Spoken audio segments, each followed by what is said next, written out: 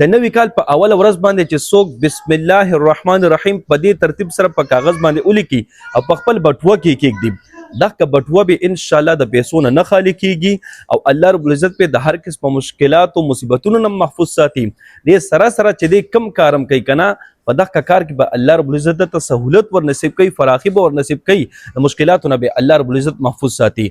بالکل آسان ترین عمل دی. نوې کال به سبا ان شاء الله شروع کیږي یا بل ورځ به ان شاء الله شروع کیږي کنه د محرم په اول تاریخ باندې به تاسو دا عمل کوئ. ټیک شو جی؟ نو ترتیب څنګه دی؟ تاسو به بسم الله الرحمن الرحیم دا په یو کاغذ باندې به تاسو لیکئ او 113 مرتبه یو سل او 14 وارې به دا تاسو په یو کاغذ باندې ولیکئ کنه او دغه بس بیا داسې راټول کوي او په خپل بټوه کې به کېږدئ. بس دا عمل کول دی. نو ان شاء الله تاسو به دغه بټوه خالی کېږي هم نه د پیسو نه، ورسره به الله رب العزت تاسو هر قسمه مشکلاتو نه محفوظ ساتي او دې سره په هر کار کې به الله رب العزت تاسو ته اساني او سهولت در نصیب کوي. بسم الله الرحمن الرحیم دا تاسو په یو کاغذ باندې خامخا 113 مرتبه ولیکئ. زور زیر په ضرورت نشته دی. ان د بسم الله د لاندې چې کومه باغ ټکی راځي خو به اچي خو دې نه علاوه زور زیر ضرورت نشته دی. بس بسم الله الرحمن الرحیم 113 مرتبه یعنی یو سل او 14 مرتبه تاسو ولیکئ کنه او په بټوه کې کېږدئ و ان شاء الله دغه ټولې فایدې به الله رب العزت تاسو ته در نصیب کوي.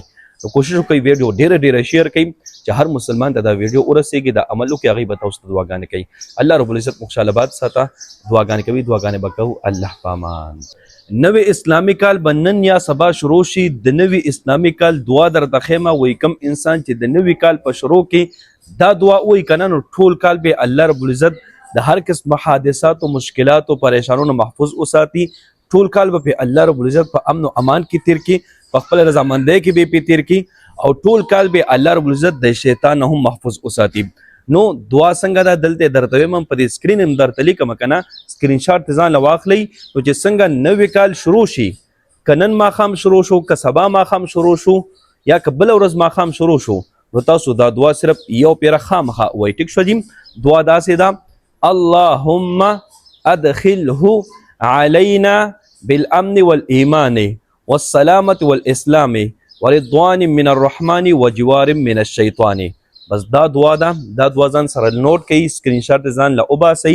که نن چېرې اسلامي کال شروع شو یا سبا شروع شو یا بله ورځ شروع شو، نو دا دعا تاسو یو پیره خامخا وایئ. و ان شاء الله ټول کال به الله رب العزت په تاسو باندې په امن او امان په سلامتیا سره تیر کی، په خوشحالۍ کې تیر کی.